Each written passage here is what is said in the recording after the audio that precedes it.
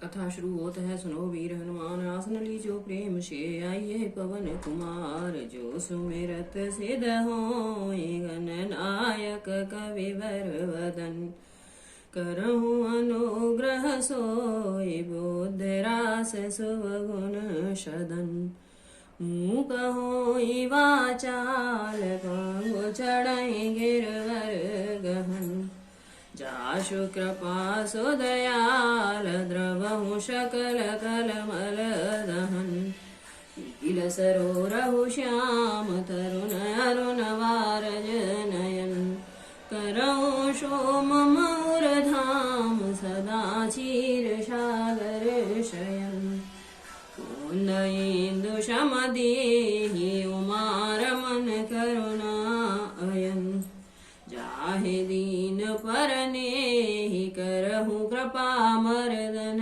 मयन, बंदहु गुरुपद कंज। कृपा सिंधु नर रूप हरि, माह मोह तम पुंज। जाशु वचन रवि कर निकर। सियावर राम जय जय राम, मेरे प्रभु राम जय जय राम। अनुचित उचित विचार तजे, जे पालहि पितु बैन। ते भाजन सुख सुजस के, बसहि अमरपति ऐन। सियावर राम जय जय राम, मेरे प्रभु राम जय जय राम। मंगल भवन अमंगल हारी, द्रवहु सुदशरथ अजिर बिहारी। राम सिया राम जय जय राम। अवस नरेश बचन फुर करहूँ। पालहूँ प्रजा शोक पर हरहूँ। सुरपुर नृप पाए पर तोसु, तुम कहूँ सुकृत सुजस नहीं दोषु। राजा का वचन अवश्य सत्य करो, शोक त्याग दो और प्रजा का पालन करो। ऐसा करने में स्वर्ग में राजा संतोष पावेंगे और तुमको पुण्य और सुंदर यश मिलेगा, दोष नहीं लगेगा। वेद विदित सम्मत सबही का, जहि पितु देय सो पावई टीका। करहु राज परिहरहु गलानी, मानहु मोर बचन हित जानी। यह वेद में प्रसिद्ध है और स्मृति पुराणादि सभी शास्त्रों के द्वारा सम्मत है कि पिता जिसको दे वही राज तिलक पाता है। इसलिए तुम राज्य करो, गिलानी का त्याग कर दो, मेरे वचन को हित समझकर मानो। सुने सुख लहब राम बैदेही, अनुचित कहब न पंडित केहि। कौशल्याद सकल महतारी, तेऊ प्रजा सुख होए सुखारी। इस बात को सुनकर श्री रामचंद्र जी और जानकी जी सुख पावेंगे और कोई पंडित इसे अनुचित नहीं कहेगा। कौशल्या जी आदि तुम्हारी सब माताएं भी प्रजा के सुख से सुखी रहेंगी। परम तुम्हार राम कर जानहि, सो सब विदि तुम सन भल मानहि। सौंपे हूँ राज राम के आए, सेवा करहूँ स्नेह सुहाए। जो तुम्हारे और रामचंद्र जी के श्रेष्ठ संबंध को जान लेगा वह सभी प्रकार से तुमसे भला मानेगा। श्री रामचंद्र जी के लौट आने पर राज्य उन्हें सौंप देना और सुंदर स्नेह से उनकी सेवा करना। की जहु गुरु आयसो अवस कहि सचिव कर जोरे हो रामा कहि सचिव कर जोरे रघुपति आए उचित जस तस तव करव बहोरि सियावर राम जय जय राम मेरी प्रभु राम जय जय राम मंगल भवन मंगल हारी द्रवहु सुदशरथ अजर बिहारी राम सिया राम जय जय राम। मंत्री हाथ जोड़कर कह रहे हैं, गुरु जी की आज्ञा का अवश्य ही पालन कीजिए। श्री रघुनाथ जी के लौट आने पर जैसा उचित हो तब फिर वैसा ही कीजिएगा। कौसल्या धरे धीरज कहे उत्पत्य गुरु आयस अहि सो आदर करऊं हित मानी तजऊं विषाद काल गति जानी। कौशल्या जी भी धीरज धरकर कह रही हैं, हे पुत्र, गुरु जी की आज्ञा पथ्य रूपी है, उसका आदर करना चाहिए और हित मानकर उनका पालन करना चाहिए। काल की गति को जानकर विषाद का त्याग कर देना चाहिए। बन रघुपति सुरे पुर नर नाहु तुम यही भांति तात कदराहू परिजन प्रजा सचिव सब अम्बा तुमरे सुत सब कह अवलंबा। श्री रघुनाथ जी वन में हैं, महाराज स्वर्ग का राज्य करने चले गए हैं और हे तात तुम इस प्रकार कातर हो रहे हो। हे पुत्र, कुटुंब प्रजा मंत्री और सब माताओं के सबके एक तुम ही सहारे हो।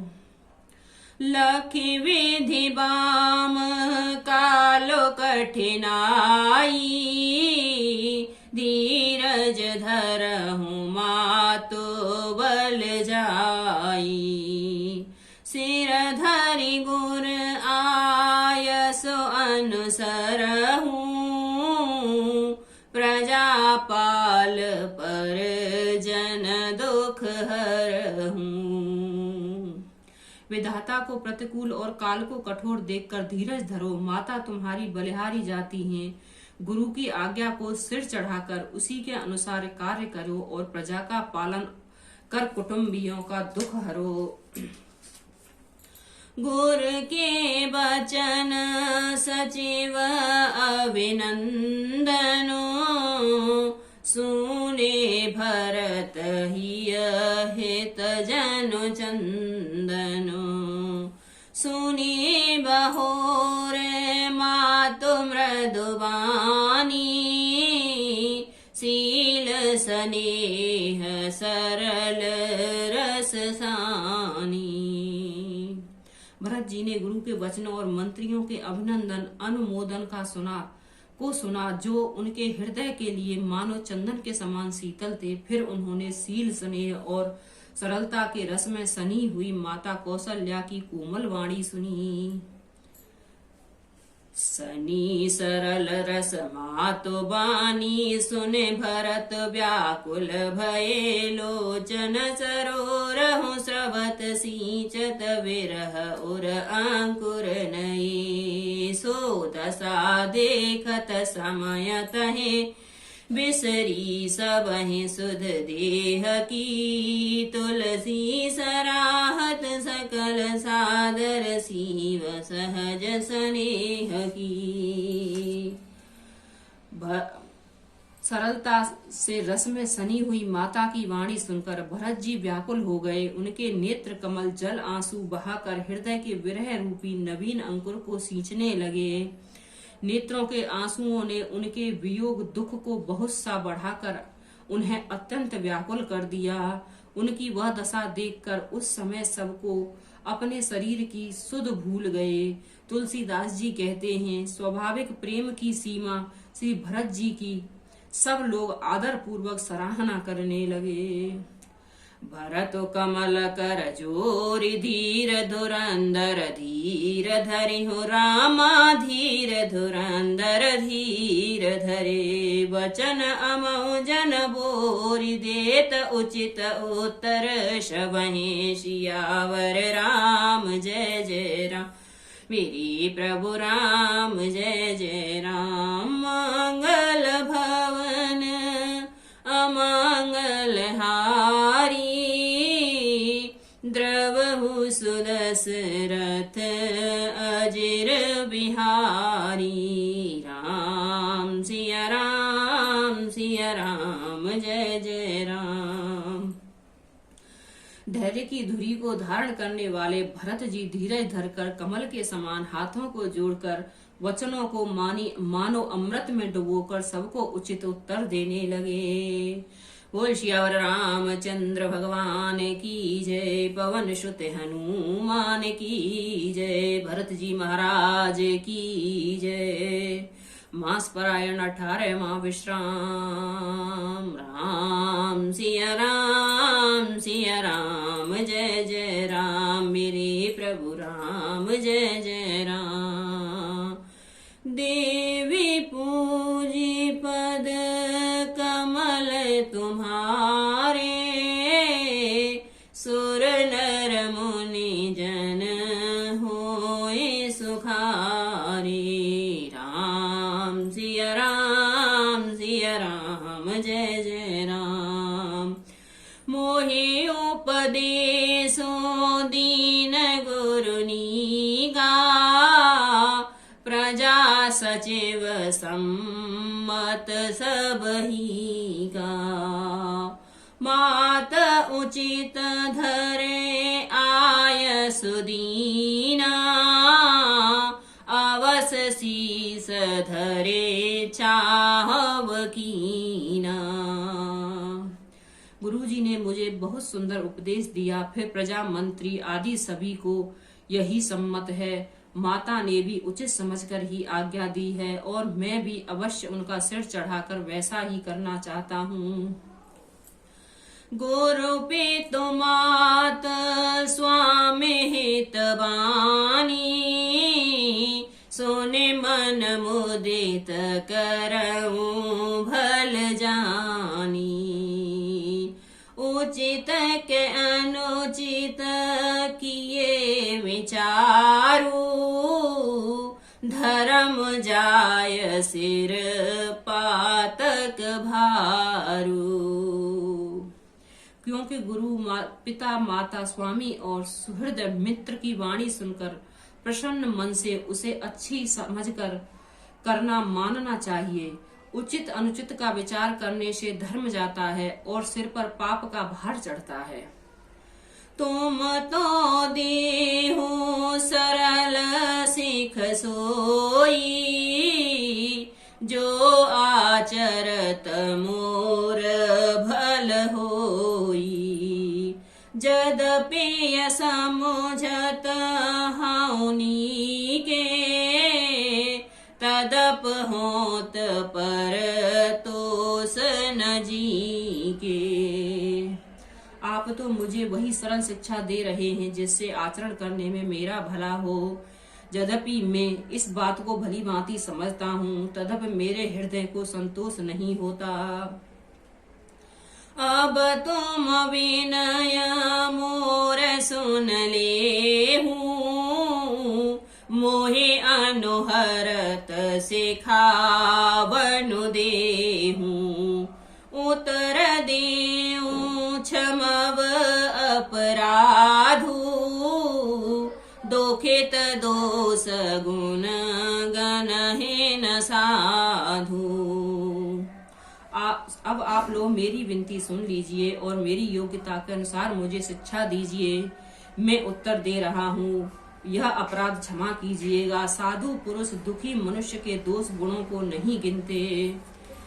पितु सुर पुर सिय राम बन करन कहूँ मोहि राज हो रामा करन कहूँ मोहि राज यही ते जानहु मोर हित के आपन बड़ काज सियावर राम जय जय राम मेरी ही प्रभु राम जय जय राम।